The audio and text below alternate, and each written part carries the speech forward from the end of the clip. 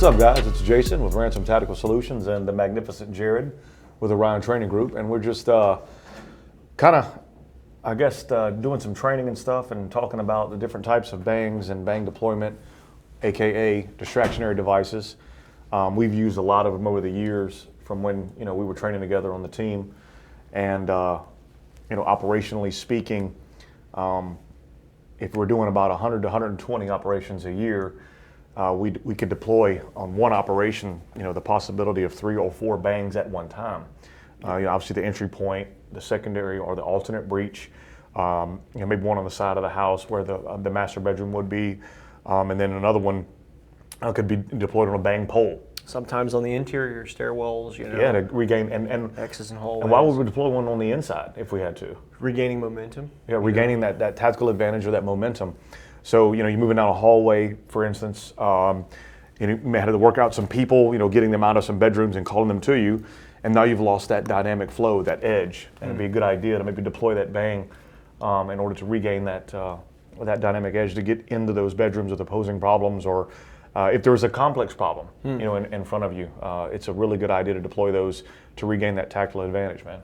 Yeah, and there's a lot of questions we get. Obviously, we cater a lot to the civilian populace, doesn't have a frame of reference or context for these kind of things. So for those of you watching that have never deployed a bang or never eaten one, we say eaten one, you've been in the room when it goes off. The reason an actual distraction device, which is what we call a bang, disorients people. Yes, it's like Call of Duty, right? There's bright light, it makes you process things slower because you're not seeing as much if you look at the bang when it goes off.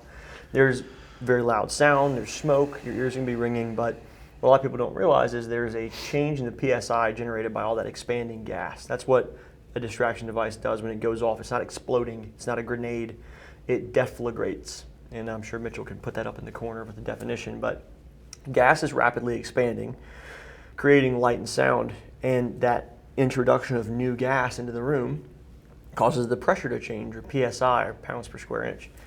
And it doesn't take much of a PSI shift to stun a person. Think about your organs, your brain in its case, your organs in your chest and everything else. When the PSI changes, your body feels that shock. And if you're not expecting it, the combination of PSI delta or PSI change with light, sound, everything else is enough to really reset someone's OODA loop. If you want to talk about the OODA loop, that probably fighter pilot long ago, I can't remember the name off the top of my head, but described the OODA loop as observe, orient, decide, and act. So and you use your OODA loop or some way, shape, or form in daily operations. In everything that you do.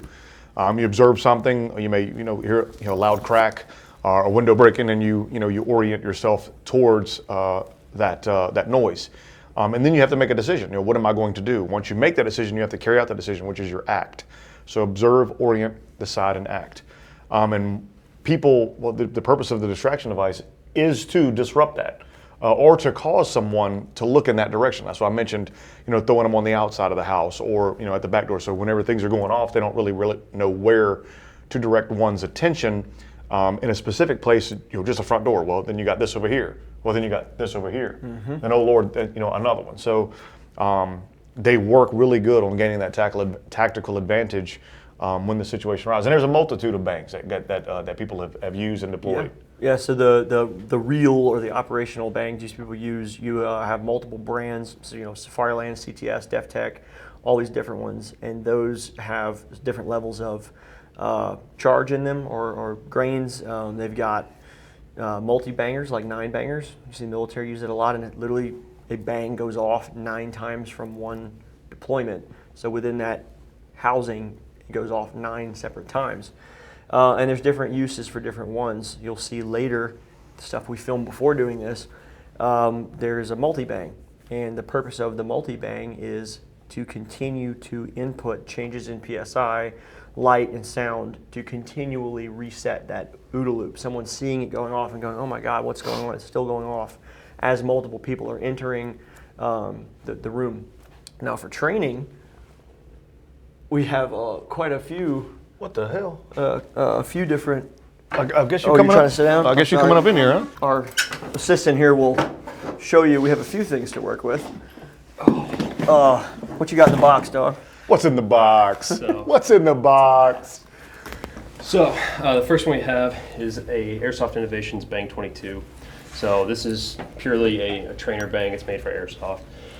Basically how it works is you use a 22 caliber ram set, so it's used in construction, stuff like that. And it goes on the inside of this bottom cartridge here, and it uses a pneumatic timer.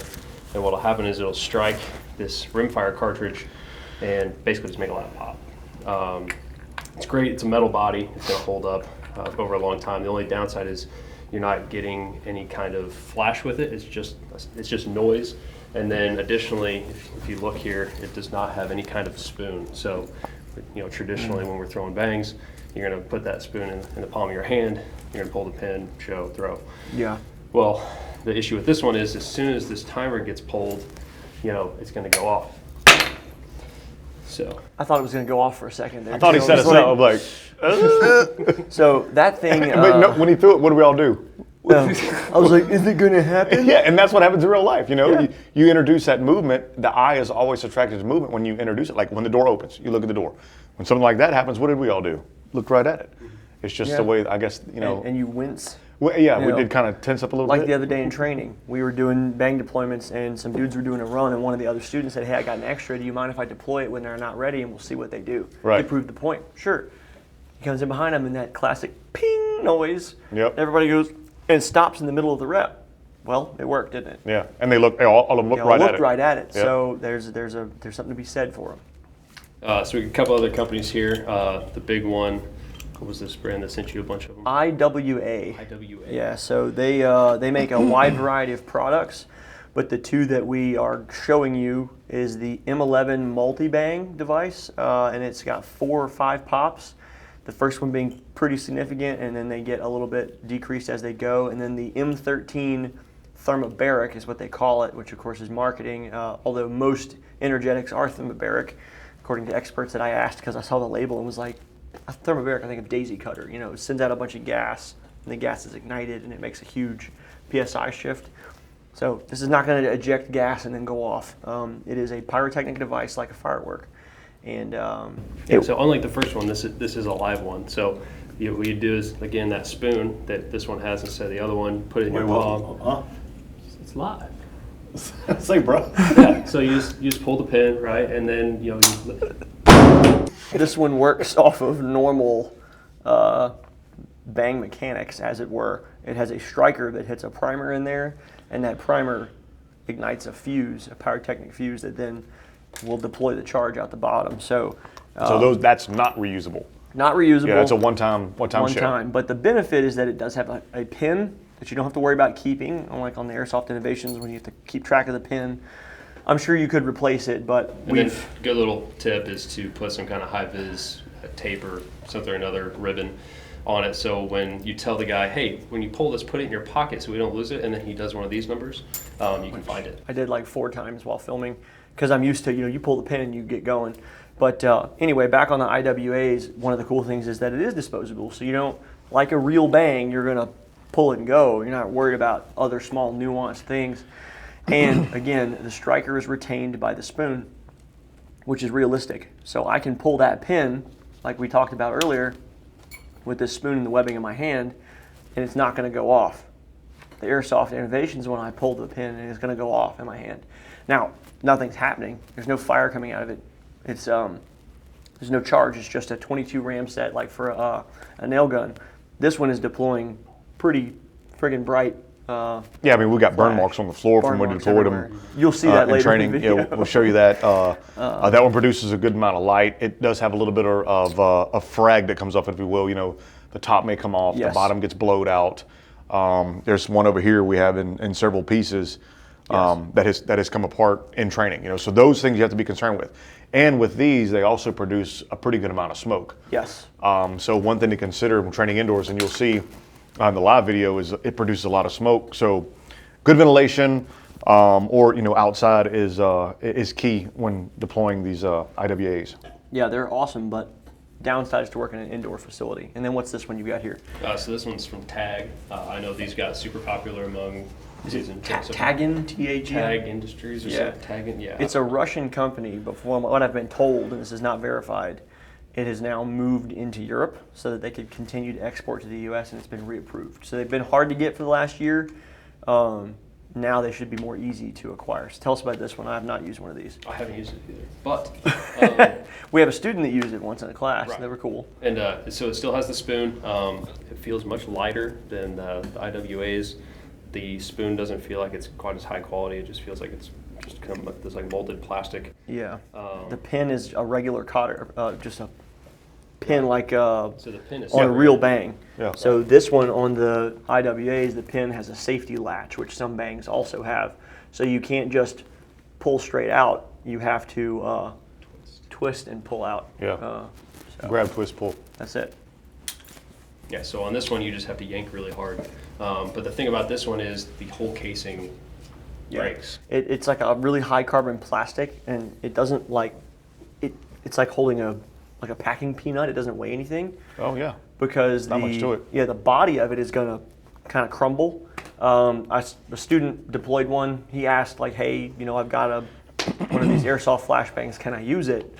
And it fit the scenario force on force. I'm like, sure, yeah. If you really have that at your disposal, try it out. And I didn't know that the product kind of it doesn't shoot frag everywhere. It just kind of pops and comes apart. And little pieces of black crap went everywhere in the shoot house. Of course, we had to clean it up. I was like, what the hell was that? Yeah. And then he showed them to me. So a little different. This one, the IWA just shoots a piece of foam out the bottom where the fire comes out. And then that one just actually kind of completely comes apart. And all you're left with is the housing for where the fuse would be. So, For later. yes, for science. And then some other products. We're not going to be using any of these, but we'll talk about them because IWA sent them to us. They have different types of smoke. Same exact deployment, same fuse setting and everything. If you're interested in these, I know they've recently restocked, but they sell out very quick because they're very popular. Smoke and their flashbang systems, they have 7 or 8 products. And we really like them. They're big on the safety side of things, so they're going to want you to go watch their safety video. And they include a very detailed label, flyer here. And also they're labeled as well with safety information. So it talks about PSI changes, talks about minimum safe distance for deployment, wearing gloves, and all those sorts of things. So And we have watched the safety video. we have watched the safety video, yes. Jason watched it. Yes. Yes. Because we always use protection. Yes. Because science. Because science. You heard it from Dr. Orion. There you go. So what you're going to see coming up is some ways to deploy them, and we don't get super in the weeds about it because a lot of teams and people have different ways of doing it. There is more of a military way of deploying it, more of a law enforcement way of deploying it for different reasons. You always have to know the why behind your method and what liabilities you're incurring. Of course, law enforcement and deploying things in the U.S., you have to be worried about what comes afterward. In the military, throwing a 9-banger into a mud hut, often it's, who cares what happens after this, right? There's way less liability as far as what happens to you afterward, other than surviving the CQB encounter. Cops have to live with whatever else happens for the rest of their life. So if you're going to be deploying a flashbang domestically for a team, there's a long process. There's getting your department has to have ATF approval, which we're not even going to get into in the video. You have to be able to store them a certain way, keep track of them. They're serialized. Real bangs are serialized. They're considered, because of the fuse being using a certain type of material, it's regulated by the ATF as an explosive device, even though the bang deflagrates. Everything we've shown you here is not regulated by the ATF. It's civilian safe for purchase. It uses some sort of primer or pyrotechnic. It's rated like a firework. The couple of the other ones, the tags and these IWAs, you're going to have hazard shipping. For the Airsoft Innovations, you buy the reusable inserts. You get the RAM sets for 8 cents a piece. RAM sets. They're 8 cents a piece, and they're at Home Depot. So, but pros and cons, right? The realness of the spoon, the lack of spoon, the delay. We didn't really talk about the delay on these. From IWA, it's 2 to 2.5 seconds from when it leaves your hand that it's going to go off. And when it leaves your hand, that striker is hitting a pyrotechnic fuse. So there's a pop, 2.5 seconds, and then the actual device goes off. So how would you compare that to a real one, a real DefTech bang that we would use? What's the big differences? It's a lot, right? Bro, I mean, yeah, you're Yeah. talking about a huge amount of PSI. You're talking the candela that comes out of those. I forgot the numbers It's on it. insane. We used to know all that or have to know it. Yeah. You know, Was just- it like 1.5 or 2 million or something? Just ridiculous. If you look right at it. But what you're also introducing is a very heavy metal projectile. You know, so when we throw those, we couldn't throw for protest purposes. We couldn't throw a distraction device into the crowd because then it will become a projectile and throw it back at you. Right. So those types of things had to be taken into consideration when and where to deploy them, so that because we have to now retrieve that body. But as far as you remember when I would teach SWAT schools, I'd be on the floor and we'd always deploy one as a distraction. Oh, I remember. For the students to observe it, you know, Up on the catwalk, and they tell you, "Hey, take your ears off so that the so you can hear what we're talking you hear what about. the instructors are going to say. They're about to come in, and okay, Sergeant, please." You look over, and they do a dynamic entry with a bang, and Yeah. you eat the bang in a relatively small space. Yeah, To- and to- I was always on the floor with it, so Yeah. you know they go off at my feet, and you know, I knew it was coming, but it still gets you. is a bit shocking, you know, that and it puts off a little bit of heat too. That's what's important to wear, actually, good shoes and good pants. Yep. You know, your trousers, you don't want your trousers, you know, singeing and burning to your legs and stuff like that. So a decent pair of tactical pants or you know, obviously Yeah. there's some out there that are fire retardant. Yep. No MC Hammer polyester pants. Yeah, you want to stay away from the pajama leggings. Right. Because they do produce a little bit of heat. You know, 6,000 degree. yeah, we've fireball, melted a I few think. carpets, we've melted a few I've caught couches. 2 couches on fire. Right, they have a tendency to do that. They leave a little burn mark on the floor. They do a number on rugs and things like that. So the real ones obviously work a great deal different than what we have right here. These are, you can pop this in here with no ear pro. I mean, it's going to make a little, maybe like an M80, Yeah. what we probably be using. Yeah. Did you say the decibel rating was on that one? I'm not sure, and I don't want to quote it wrong, but you can look them up, and it may be on that sheet. Something else to consider too, guys. Think about a real bang. The fuse on it is going to be maybe a second from when it leaves your hand. That mug's going off. So a lot of teams are trying to enter as the bang's going off. And remember what Jason talked about with the OODA loop. You're trying to reset someone's processing ability. Do you want the bang to go off and then you walk through? So, oh wow, what is that? Bright flash. My system's been reset. And there's a guy coming through the door and they've already started processing you, right? So that's kind of a hard thing to measure data on because you have to have an individual who's not been flashbanged be able to articulate when they would have made a decision to shoot, which is essentially what you're trying to stop.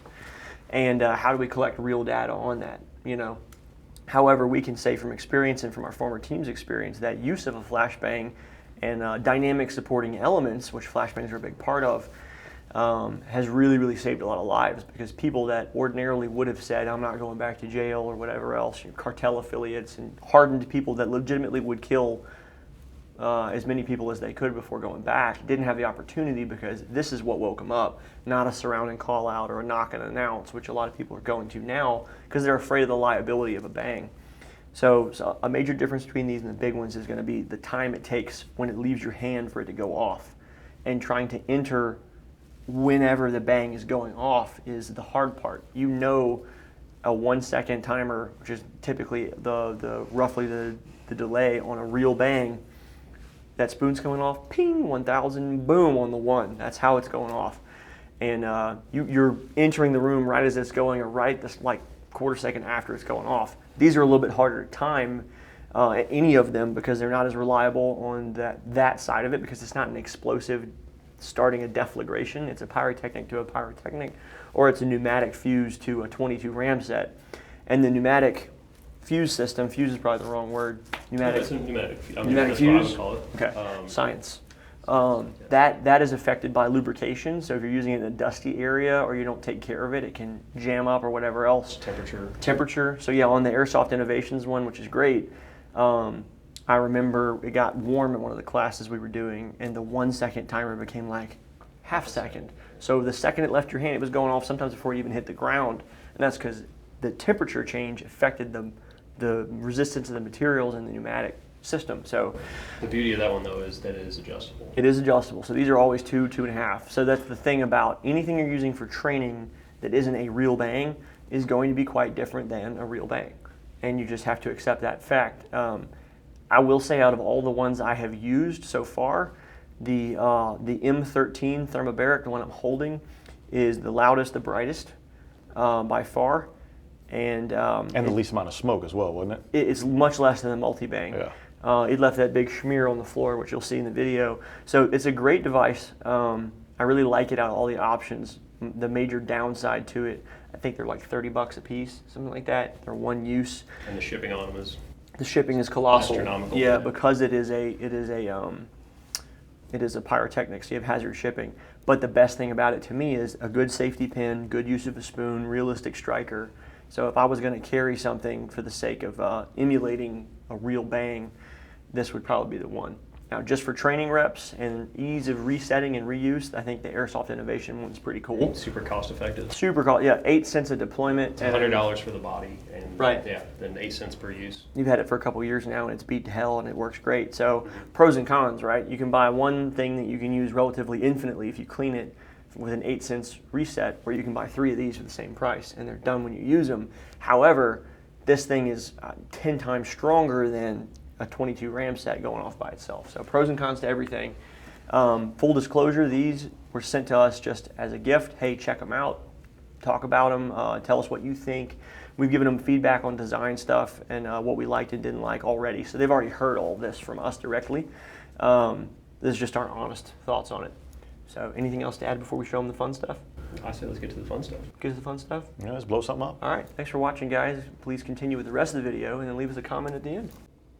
All right, we already talked about it, but we wanted to show you guys, full kit, context, team environment. We're gonna bang a room and take it dynamically. A couple things to consider: angles of exposure and timing of the actual entry. Now, Jason spoke earlier about the OODA loop and disrupting someone's ability to process. If we chuck a bang in there and we wait a few seconds and then it goes off and then we enter afterward, perhaps it's not as efficient as entering as the bang is going off, which is what most teams are doing. So we'll demo that. Something to consider. We talked about this before. Military teams often have the inside guy deploy the bang. So he'd call for a bang, I'd come up and I'd support him, and then he would deploy that bang, but he's going to chuck that thing into the back of the room because they're not held liable in the same way that law enforcement or a person deploying one CONUS in the US would be. So the way that we're going to demo and show is the way that you're going to be taught if you go to a class to get certified on one of these things, where you're going to deploy in the threshold. Now, if I step out, Jason's locking down that deep angle, and I step out and I do this, I'm exposed to that center threat that he hasn't seen. So what I would have to do is, when the bang is called for, I come up, I'm going to grab part of him, show him that bang, and I'm leaning him, and I'm deploying it right there. And as soon as I come back and that thing's going off, he's launching, and I'm right on his butt to hit the other section of the room. Easy enough, right? So now we're going to try it.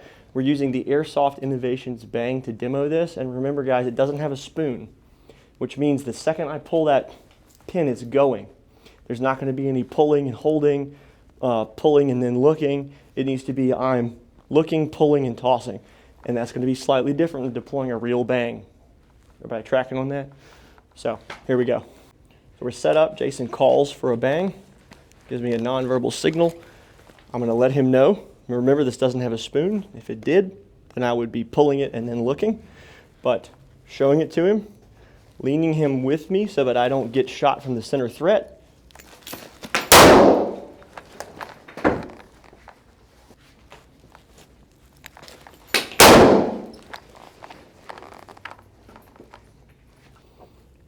Okay, guys. Now we're going to talk about and use these, and we talked about them before, but just to reiterate, we have 2 products from IWA. We have their M13 thermobaric device, and then we have the thermobaric multi-bang, and this one should have, I believe, 4 pops. It's going to produce a lot of smoke. It's much louder on the initial bang, as well as this one, than the Airsoft Innovations that we just did. One cool thing that it has that the Airsoft Innovations does not is an actual spoon that functions like a real spoon, as in it keeps the striker down.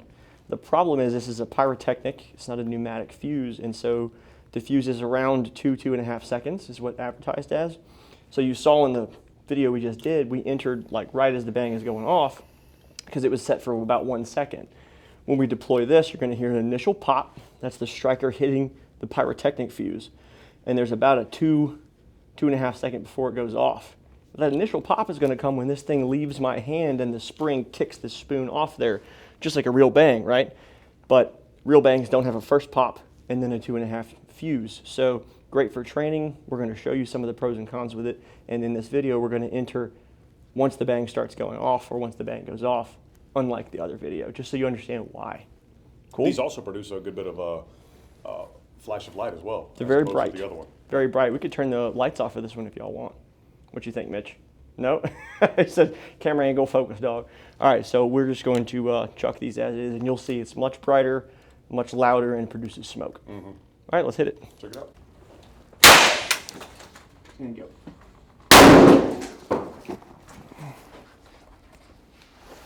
So if you're running an indoor facility or anything like that, this is definitely a downside to the IWA M13s because they produce such a flash and they use so much powder to create that brightness and that noise that they will leave these kind of marks. Now, thankfully, this is just carbon.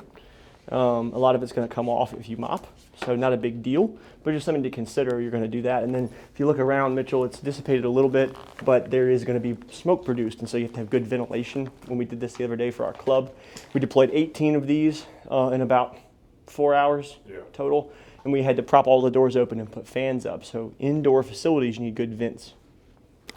1001.